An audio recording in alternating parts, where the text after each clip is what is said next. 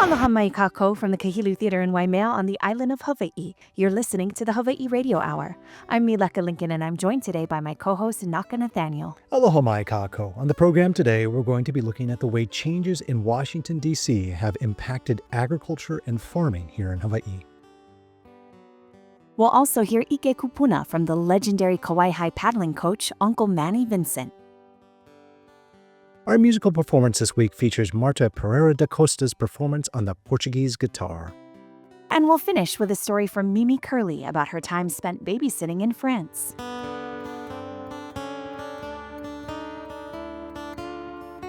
News, ʻike kupuna, mele, mo'olelo, and more. All on today's episode of the Hawai'i Radio Hour from Kahilu. But first, the news.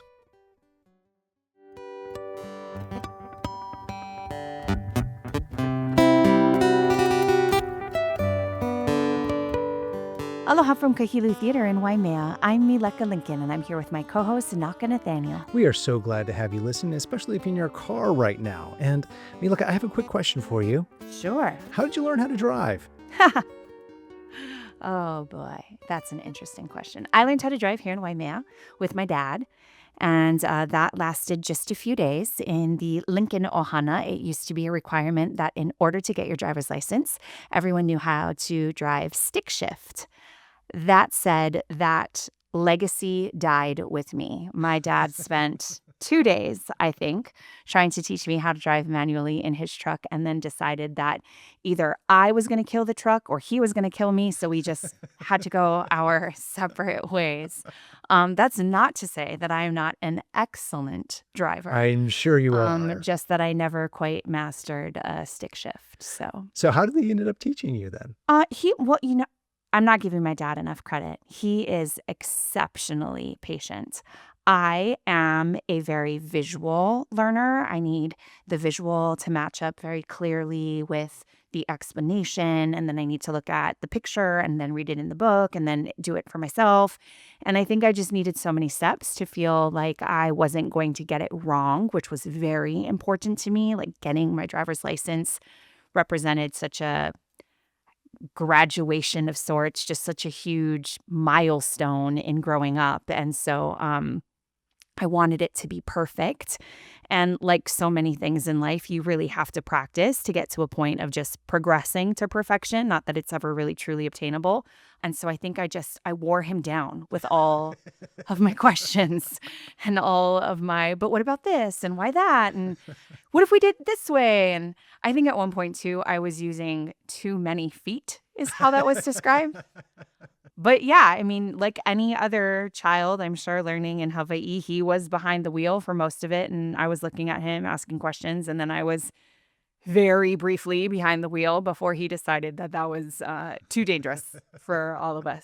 So then my mom ended up having to teach me, which was Mom to the rescue. Yeah, mom to the rescue, for sure. Oh, that's wonderful. I'm glad that you were able to find someone to teach you how to drive. Yes, me wonderful. Too. Well, right now in our household, my son is learning how to drive. And so I would have one piece of advice for everybody in Waimea. Stay off the sidewalks. I'm sure he's doing great. He's having a fun time of it. But like I said, seriously, stay off the sidewalks. Well, wherever you're headed and however you've learned, we certainly appreciate your listening to the Hawai'i Radio Hour. We'll be right back from Kahilu after this quick message.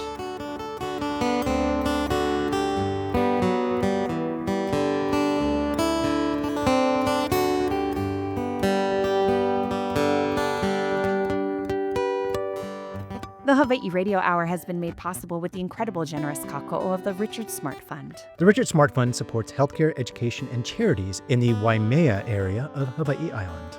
To learn more, please visit hawaiicommunityfoundation.org. Coming up in the show, our ʻike kupuna segment from Uncle Manny Veincent. When you come to paddling, you're nobody but a paddler. You're just a figure. You're not my friend. You're all the same. And I treat everybody the same way. Kids are all the same. They all know.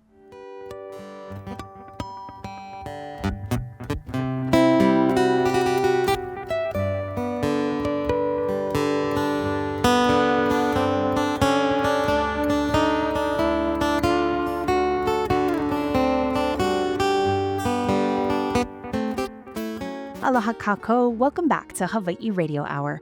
We're back again this week with another story on how decisions being made in DC are impacting Hawaii, brought to us by our Hawaii storytelling fellow, Mahealani DuPont. Last week, we heard about the impacts being felt specifically in the field of science. This week, Mahealani is back to take a look at another sector being challenged by changes in Washington, D.C. Aloha. Hi. Before I jump in, I just want to share an olelo no eau that I love and that's relevant to today's story. It goes, Hiali'i ka'aina he kalva kikane, which means the land is chief and man is its servant.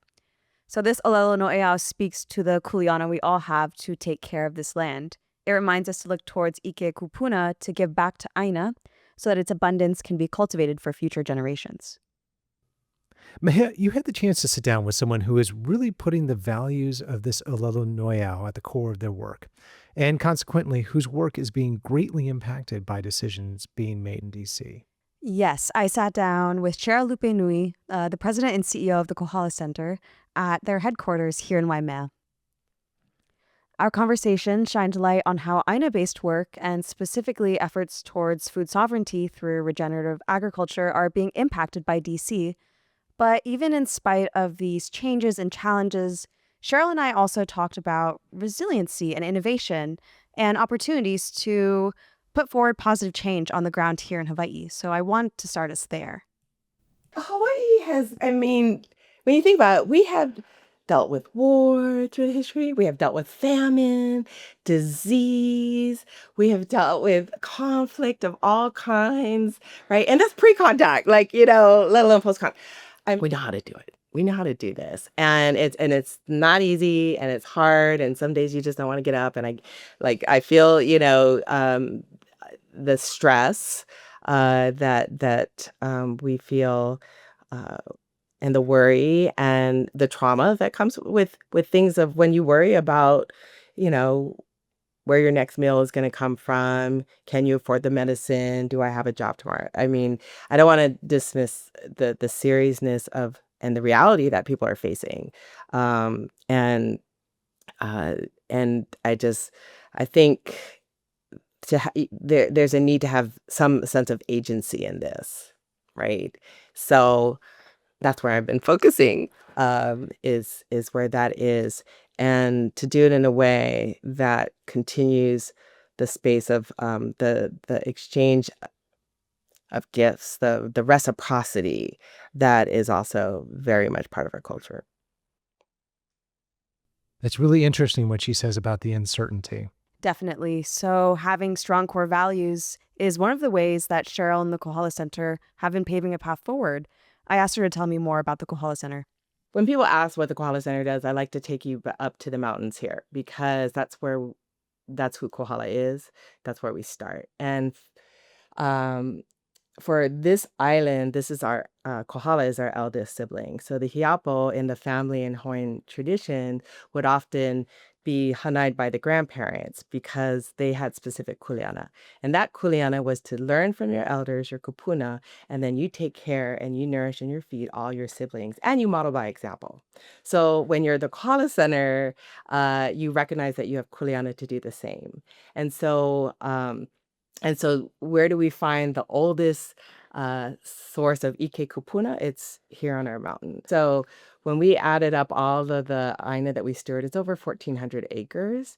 And it's interesting, it's not one ahupa, it's kind of multiple places. And so what we realized is that's probably more indicative of how, now how our land systems work, is that we don't get to just work in one place, but we really have to look at the whole region and how everything impacts everything. We're lucky. We're Hawai'i Island. We have the largest of all the islands. We have the most land reserved for agriculture, or is designated pastoral. And so we have a real opportunity, as we used to feed all of Hawaii, we can do that again. So pre-contact, Hawaii Island had the biggest population, right? And so the ali'i of this time had to ensure that, this place was able to feed all the people. And so we kind of look back to Kohala as it once was a very well-provisioned moku that helped to provision all its siblings. How do we do that again?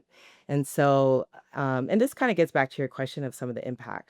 So when we calculated with all of the farmers and ranchers that we work with over the last, just say 5 years, which is over 370 individual, unique farmers and ranchers throughout the state, we helped to raise over $42 million.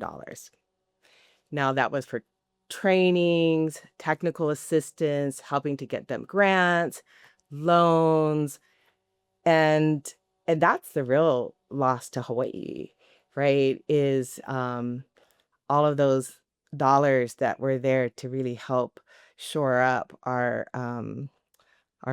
small rural farmers and ranchers and build up a local feeding system again. I think there's a sense of localization or regionalization to really try to, since there's enough of us, kind of strategically positioned throughout the state to really support each other, work together, but recognizing that, our kuleana, like for us, has kind of, not that it's shrunk, but we've just really recognized that we want to maybe go deep than wide.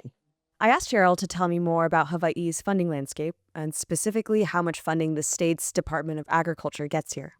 What I learned recently, and now that kind of helps to make sense of it all, is they only get 0.67% of the state budget. How are you going to really do a lot with that, right? So in talking with Tim Richards, right, he was the one sharing these numbers. 0.67% of the state's budget goes to Department of Ag, and less than 1% of the state's budget goes to DLNR. Now, these are the two areas that hold the largest amount of land mass in Hawaii and are, like, from a state agency perspective, are stewards of that. Get less than 2% of a state's budget. That's not a lot. So how does the Kohala Center fund their work? Exactly. Well, Cheryl explained. So we're primarily grant funded as a nonprofit. And though we've really tried to diversify so that our funding comes from federal, state, and local and private trusts and foundations. And so that's been very intentional through the years. So the federal funding generally makes up 20 to 30% of our annual budget. And so it's pretty significant. It's also one of the rare sources of funding that you can get multi-year. And because we're on this island, we're considered somewhat a larger nonprofit, and we have been securing and managing federal funds for many years. We can actually account for those funds and deliver on those services when, if it's a multi-million-dollar award. And so that's almost irreplaceable, really. I don't think that's the question we've asked ourselves, like, oh, how do we replace federal funding? It's not possible, actually.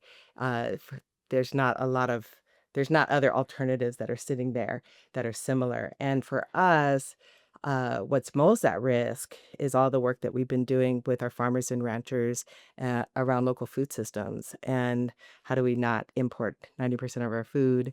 And how do we grow it here? And it's more nutritious. It's better for our bodies. It's better for Aina. It's better for future generations. And so I think that's most at risk because most of the funding for that part of the work that we do does come from USDA. Wow. So that's a critical question that many nonprofits are asking themselves about federal funding. So how is this impacting the Kohala Center? Here's what she said about that. Well, maybe the best way to start is looking at short-term impact, because I think there's actually longer-term impacts as well that we need to be ready for. But in the short run, we're definitely tracking a lot of the different sources of federal funding. For us, that means USDA, very large percentage of our funding for all of our food security, all of our regenerative ag work comes from the USDA. We also are looking at, because our funding also comes through the state, but the state gets funding from the federal government. There are other agencies that, are on our radar. And fortunately, so far, that funding hasn't been impacted, but we have learned that we really can't count on the government funding being stable funding as we once did. So I think there's more than just the funding impact. Obviously, there's the policy changes and all of that. And, you know, I think there's an air of uncertainty. And so many of my colleagues and I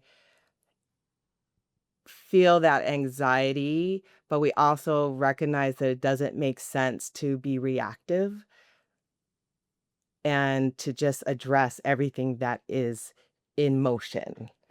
I think it would be really hard to function and to do the work and continue the mission that we're all doing. I feel that, you know, across the sectors, so many of our nonprofits have been impacted in different ways. Fortunately for us, we haven't had any layoffs, and we have, I would say, we've strengthened our resolve. Despite the loss of funding, and this was funding that we had worked very hard to secure and that we were about to start or were already in the middle of a project. So it's not even new funding, and kind of that speaks to the longer term impact. So there's one thing: can we really continue to do the work that we know is critical for us and our community and for this this place we call home, Kohala, but also what does that mean 2-3 years down, and then even beyond that. So those are things that I feel like we're still assessing, but regardless, we're doing things different. I think in the short run, this has called upon us to rethink everything and make some short-term decisions that are going to help us keep a solid foundation, but then also really be alert and pay attention to everything that's happening across sectors. So even in in areas that we feel like, oh, that's not even our kuleana, we know that it has impact. It has impact on everything's interdependent. So, even if we're not working with homelessness, we know that when those cuts happen, it's still going to impact many of the folks that we serve as well. So do they have plans for when those cuts happen? She does. And Cheryl says we need to look further back to see how things used to be done. This was the commons back in the day, right? This was nobody owned anything, right? This is how everybody made sure everyone was fed. That is what we need to relearn. And so that's what we're going to be focusing on.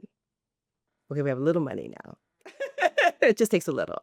But that's the thing. It takes more people. It takes more community. It takes more interest in wanting to do this again. Yeah, I mean, we've all been activated in ways that maybe not in the ways as before. So we find ourselves on a lot more what are those webinar, Funder Hui, like, come together. What's the impact of, what's happening in our world here? So there really is a continuing conversation that's going on. We're still at a tipping point. Some funds have been terminated that are pretty significant. So we were a partner as part of the Climate Smart Commodities Partnership, and that was, $40 million that was coming to Hawaii. And that was terminated. Though on the bright side, sort of, they asked the group to reapply under a new Trump administration RFP called Advancing Market Potential. So it's not the same amount of money, but it is kind of a window of opportunity. Whereas another large pool of funding that was coming to the state, which we're also a partner of, is through the Hawai'i Good Food Alliance. We were one of 12 regional food business centers in the United States that's designed to, again, help, build up our good food system here. And we were Hawaii and some of the other non-contiguous islands, Puerto Rico, et cetera, Alaska. It was kind of a mixed bag, but and that was a lot of money, and that's on pause. Now you can only pause things for so long before there's some pretty significant impact. So, so we're all kind of holding our breath on that. And of course, there's other funding that is not paused, but we have to have concerns. So I think I share that in that because we already work in partnership, we're kind of cued in on what's happening. And I would, you know, I just think that I think for those of us that always recognize that we're always fundraising as a nonprofit, there's always some challenge that you expect and that is unexpected. It's the nature of the business, and you always have to be looking strategically at each step of the way. This is no different. This is no different. Really think about it. This could create a sense of urgency, right? The changes, so that we're going to be way more ready, right, as we're facing some of these longer term impacts. I think the other piece, as we've really looked at how do we do what we do, but maybe do it differently. Not that we're not going to still need funding, but what it really comes down to is thinking about community once again in a communal way, right? So the power of the people is always been, right, a way that we have functioned as a society. And so I really think that the more that we can come, the closer we can become, and the more that we can work together. And I know that sounds like, oh yeah, we should always be doing that. But I think this is something that's actually, I think, will bring us together even more. Clearly, changes are being made to budgets and funding. So what does that mean? Well, there's a difference between the philosophies of decision makers in DC compared to the folks on the ground like Cheryl who are doing the work and are being impacted. When you come down the mountain to the areas where we used to farm, we used to grow our food for our communities, right? Here on the leeward side of Kohala, we did it very uniquely because there was a few streams. We could feed the water, and create Hawai'i, right? And use natural gulches that would feed the water into the different fields that we would grow food. The Hawaiian way of doing that, and it's brilliant engineering, is that they would make sure that everybody below them, the water was better.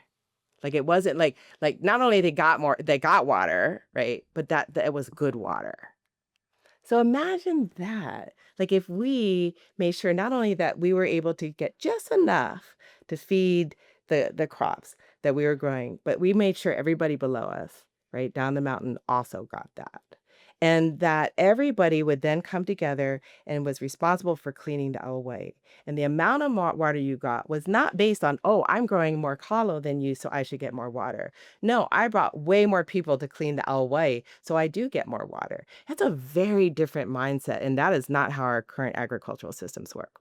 But if it did, right, if we really were able to make sure everyone took a part, and that everybody fulfilled the kuleana to the greater community, and everything next to us and below us on the side of us, that it was even better, right? That it was quality vai. We'd be in a better situation, and we'd have food sovereignty again. And I think that's what this is coming down to for us, is recognizing we had food sovereignty and we can continue to have food sovereignty, and we can learn from the land, we can learn from our ancestors, we can learn from just doing it, and we can learn from doing it together. And that's going to put all of us in Hawaii in a much better place after this. Changes in DC are threatening the work that the Kohala Center and Cheryl are doing to increase food security here in Hawaii. They've been innovative in the ways that they incorporate ʻike kupuna and learning directly from the Aina to do their work that is critical to the future of Hawaii. I love that. That reminds me of themes and some of the stories that we've shared so far on the show, from Earl Yamamoto's farm over in Lalamilo to Chelsea Dixon's mo'olelo from Makali'i. Food sovereignty in Hawaii is critical. Thanks, Mehea, for bringing us this story. Of course, I'll be back in a couple of weeks with another story looking at how decisions being made in DC are impacting higher education here in Hawaii. Mahalo nui yaʻoe, Mehea. Later in the show, we'll be hearing the Portuguese guitar played by Marta Pereira da Costa.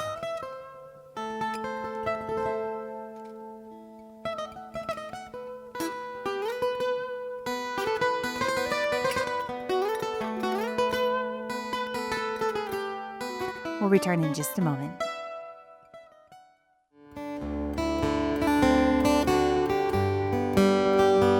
Welcome back to Hawai'i Radio Hour. This week's ʻike kupuna segment features a legend from Keaukaha, a longtime Hawaii County firefighter, paddling coach, and a father figure to so many, Anakala Manny Veincent.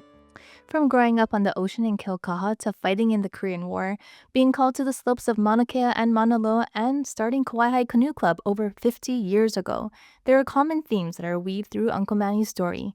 He talks about his deep spiritual connection to the ocean and land and what he wants the next generation to remember moving forward. Here's a part of the interview we featured in our film, Hometown Legends. I just love the mountain. The mountain was my calling come home. Just like when I was young, I kept looking at that mountain. I said, someday I'm going to go up there. But Mauna Kea was the reason I came home. You like the calling. Until today, I go up Mauna Kea now. I used to go up every about twice a week just to walk, to condition myself.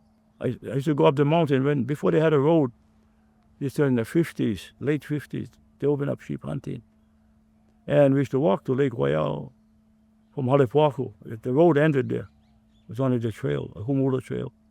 You walk all the way up. Walk to the summit from Halepuaku. It was an accomplishment. I go up to Poleahu. Poleahu is my favorite spot. Took units up Poleahu. Every time we go up to Poleahu. Take my whole kupu, lila, salt, kukui, nut, inamona, take out to Poleahu. It was my favorite cinder cone. And sometimes walk down to Waiau, then go visit the Edge Quarry and walk out. Now, kind of old now, kind of hard time walk up there. So, and after years went by, I got into cattle ranching, and I ended up doing some cattle ranching on Mauna Kea, on the slopes, for a cattle ranch. When shipping stopped cattle ranching up on Mauna Kea, I was involved with a group that took over the ranch, 7,000 acre cattle ranch on Mauna Kea. Beautiful country. Again, I thrived on something like that because I was familiar with that type of life. And that's how I found core trees on that last slope of Mauna Kea. Anyway, that's the reason I came home, the mountain. Growing up in Keaukaha was my lesson in life, people. And the mountain was what said, you better come home. Until today, I still go up Mauna Kea. That's somehow 60, 70 years later.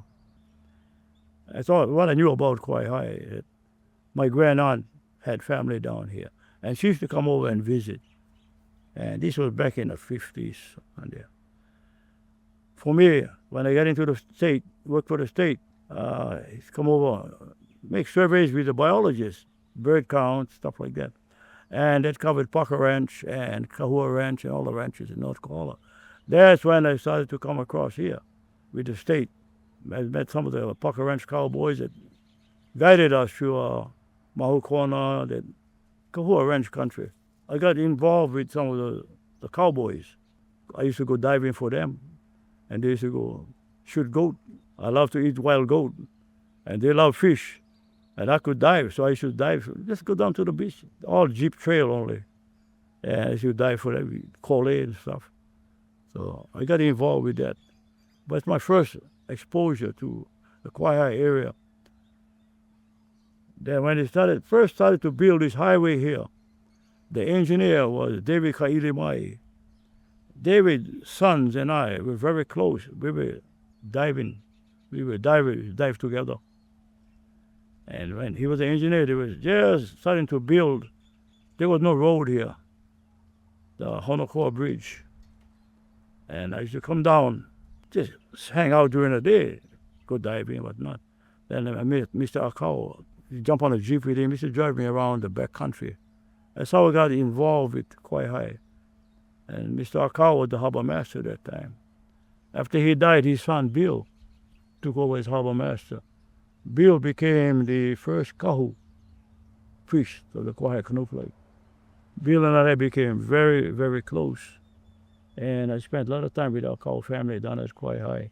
And that was my exposure about, to Kawaihae, what it was. Then, when I got into the fire department, I transferred to Honoka'a, and then Eventually, they built a Waimea station, and I was at Waimea. Then we opened up substations at Kawaihae and Kohala.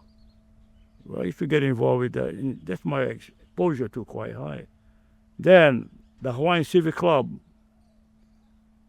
about 1970, 71, 72.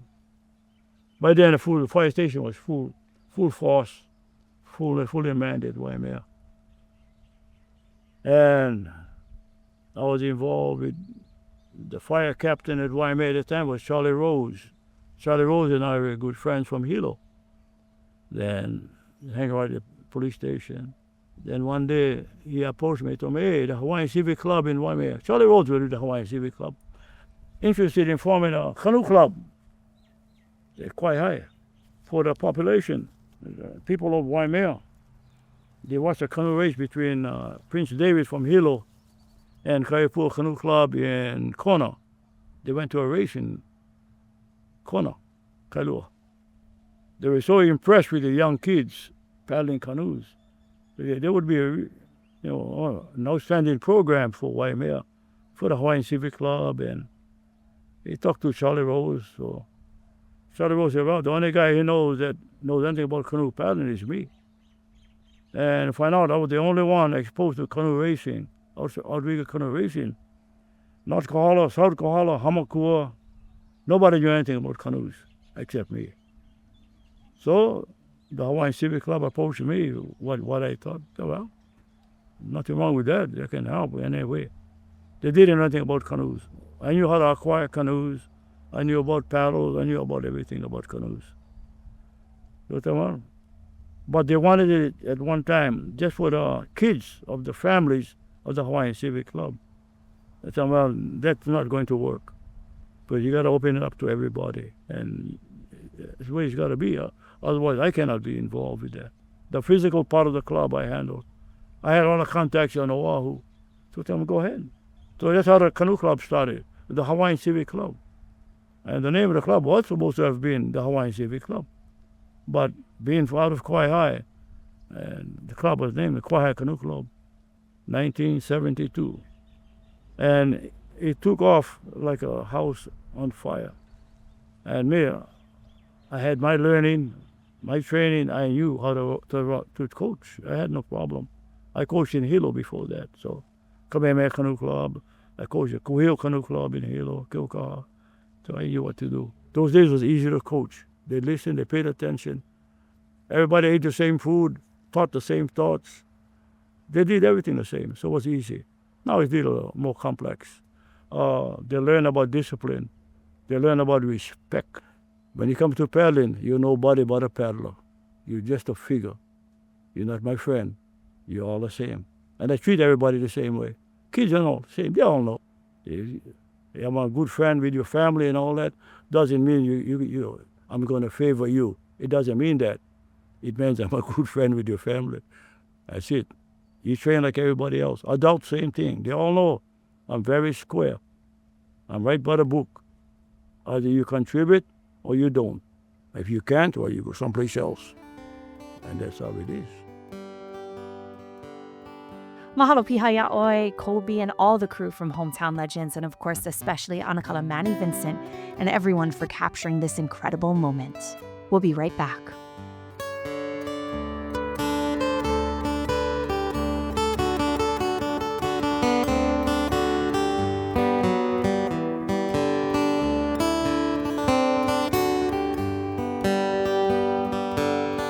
The Hawai'i Radio Hour is supported by the Abigail Kawananakoa Foundation. The Abigail Kawananakoa Foundation is dedicated to preserving traditional Hawaiian culture while empowering Hawaiian people.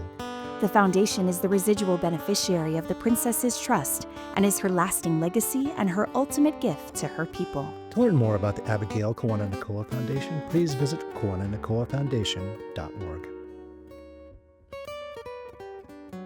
Coming up later in the show, a story from Mimi Kerley told in front of a live audience here at the Kahilu Theater. At some point during our wandering, we were approached by 3 girls who said they knew of a place that was still open, and they would be happy to take us there. We were relieved to hear that and proceeded to walk with them toward this unknown restaurant. As we walked, we talked with one of the girls in particular who was hanging back with us, telling her where we were from and why we were there, in our best attempt at speaking French. She seemed genuinely interested and kept the conversation going. At a certain point, Alex and I realized that we had strayed rather far from the Champs-Élysées and asked how much longer it would be until we reached the restaurant.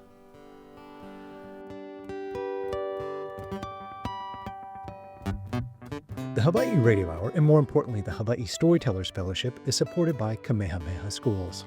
Kamehameha Schools has provided funding for the Hawai'i Storytellers Fellowship, a program that helps train, coach, and nurture Hawaii's next generation of trusted storytellers. To learn more about Kamehameha Schools, please visit ksbe.edu.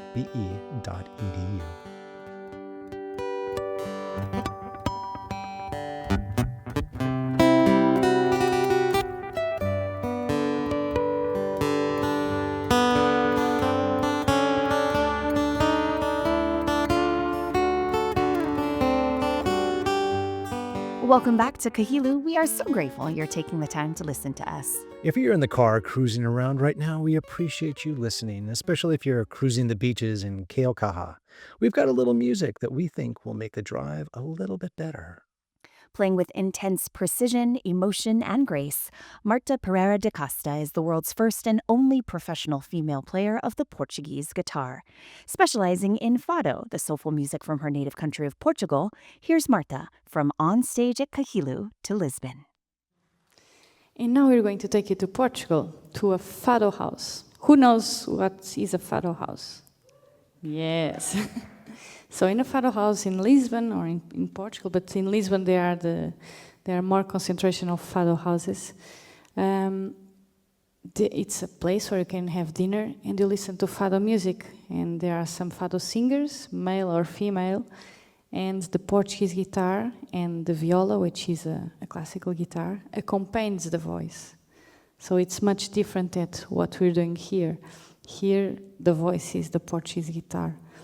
But we're going to go to that mood and we're going to play some traditional fados, some instrumental. Some of them used to be sang and we're going to play it.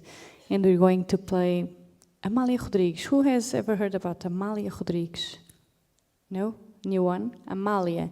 Amália is our biggest diva. She died already. She was very, very famous. She would travel all over the world singing fado. She was beautiful and she would sing beautifully. And there's also a man. He was not so famous because he was a man, and she was much more beautiful than he was. So he was not that lucky, but he was very, very good. And his name is Carlos do Carmo. He died last year, so he was very important for the Portuguese. So we're going to pay homage to both, and we're going to take you to Lisbon. I hope you like it.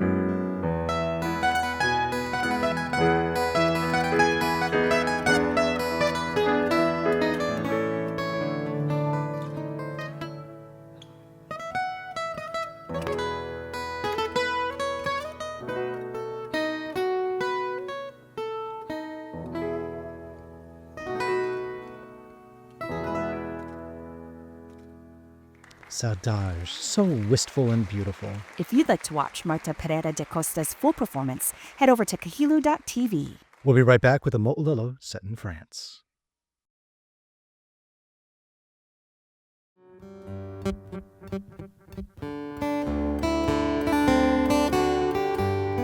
Welcome back to Kahilu. Tomorrow is Bastille Day, or Fête Nationale in France. And because it's Bastille Day, we have a mo'olelo from a Waimea resident set in France.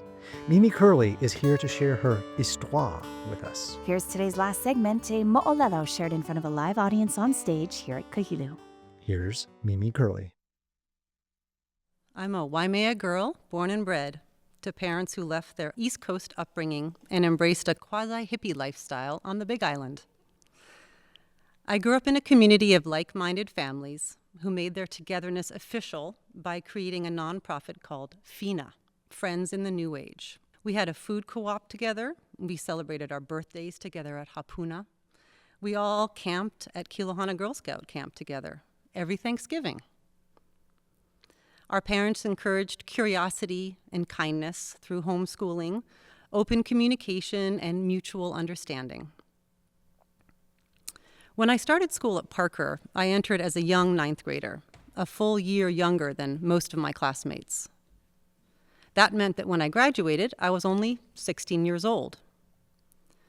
I'm not sure if I started thinking about this or if my parents put the thought in my head, but I decided it would be a good idea to take a year off before heading to college. I'd be closer in age to everyone else. I had done lots of babysitting as a teenager in Waimea, so I thought that being an au pair somewhere would be a good idea. As it turned out, we knew a French family who had just returned to France after having lived and worked here at Canada-France Hawaiʻi Telescope. They had a connection with a family in Paris who was looking for their next au pair. And after some back and forth, I was approved to be the next lucky au pair for their two kids, who were 4 and 6 at the time. That's when I found myself wishing I had taken French at Parker for the last 4 years, which my dad taught at HPA, instead of taking Japanese. So, after some last-minute French lessons with my dad, learning how to say things like, time to brush your teeth, c'est l'heure de se brosser les dents, and time for bed, c'est l'heure d'aller au lit, I was ready to go. Well, throw in a talk about the birds and the bees and a pack of condoms from my stepmother for good measure, and then I was ready to go. Even though I'm sure my parents weren't as convinced as I was. Fast forward a couple of months, and I found myself in a penthouse apartment au banlieue of Paris. Not the best neighborhood, but not the worst either. Marie-Laure and Christian Beaufils were the parents, and Quentin and Camille were the kids. Suffice to say, I realized very quickly that I had a lot to learn, including that the kids' underwear needed to be folded, and jeans needed to be ironed, and that I needed to learn how to actually speak French yesterday. Even with all the challenges, I found new friends, mostly other au pairs or other foreigners also studying French at the Alliance Française. When we weren't in class or taking care of our children, we were lounging in cafes or dancing the night away in the many Parisian boîtes de nuit or nightclubs. One night, after a long night of dancing at the Georges V on the Champs-Élysées, my girlfriend Alex and I were exhausted and possibly slightly inebriated. We started wandering down the boulevard looking for a place to eat that was still open. By 2 a.m., even Paris restaurants had closed their doors for the night. At some point during our wandering, we were approached by 3 girls who said they knew of a place that was still open, and they would be happy to take us there. We were relieved to hear that and proceeded to walk with them toward this unknown restaurant. As we walked, we talked with one of the girls in particular who was hanging back with us, telling her where we were from and why we were there, in our best attempt at speaking French. She seemed genuinely interested and kept the conversation going. At a certain point, Alex and I realized that we had strayed rather far from the Champs-Élysées and asked how much longer it would be until we reached the restaurant. From here, the situation evolved quickly. The girl who was in the lead turned around and said something like, "On va maintenant, let's go, now." And Alex and I found ourselves being held by the other two girls, me by my long hair, head back, and Alex by her leather jacket. I felt something on my neck, but I didn't know what it was. Not understanding French slang perfectly, but getting the gist, the lead girl ordered the other two to grab our purses and leave. But here's what happened. The girl we had been speaking to, the one who was holding onto Alex's jacket, had a change of heart and said that she didn't want to do it. The lead girl again directed them to grab our stuff and go. But Alex's girl again said that she didn't want to. In an instant, they had let go of us and were running away without another word. Alex and I were in shock. We started walking back in the direction we came from, not sure really where we were going. At the same time, I started to feel something dripping down my neck. When I pulled my fingers away, I could see that it was blood. I realized then that the sensation I had felt on my neck had been the blade of a knife, and at some point during the mugging, she had cut me just below my jawline. Alex and I didn't talk much about the incident, and I definitely didn't tell my host family or my real family what had happened. I just said that I had tripped on some stairs and cut my chin. The main feeling I had about the exchange was embarrassment and shame. The sense that I had been naive enough to put myself in that situation, unaware of the potential danger and the obvious signs along the way. I did eventually tell my parents about the incident after I returned home, and I learned about situational awareness and skepticism when it was called for. But when I look back on the situation, it seems clear that my curiosity and openness, one might say my aloha spirit, played strongly in our favor when the girl we had been chatting with decided not to steal our things, potentially hurting us in the process, and went against the lead girl's order. Of course, as a parent, I hope my kids don't have to go through something similar to learn the same lesson. But I do feel grateful that they have had the benefit of growing up here in Waimea, in a different but just as loving community of family and friends, filling them with the same curiosity and appreciation for everything and everyone around them. I know this might sound naive, still, but I really believe that when confronted with something unexpected, their kindness and curiosity, their aloha spirit, will help them through. I'll always be grateful for my upbringing here in Hawaii and will proudly live my values wherever I go. I'm Mimi Kerley, and I'm from Waimea. Mimi Kerley was a storyteller here at Kahilu, and we plan on hearing more stories from our island home recorded right here on stage in front of a live audience.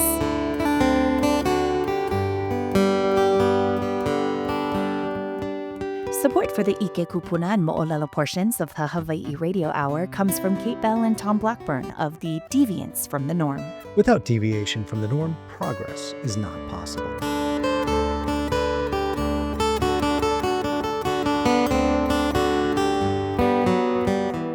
Be sure to follow us on social media at Hawai'i Radio Hour. Look for us on Instagram and YouTube. And if you'd like to re-listen to the show, you can also find us by searching for the Hawai'i Radio Hour on Spotify and other podcast outlets.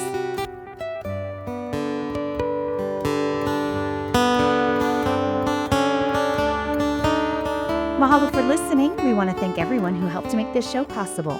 Marta Pereira da Costa, Uncle Manny Veincent, and Mimi Kerley for getting in front of the microphone. Behind the scenes, of course, we also want to thank all the amazing people here at Kahilu.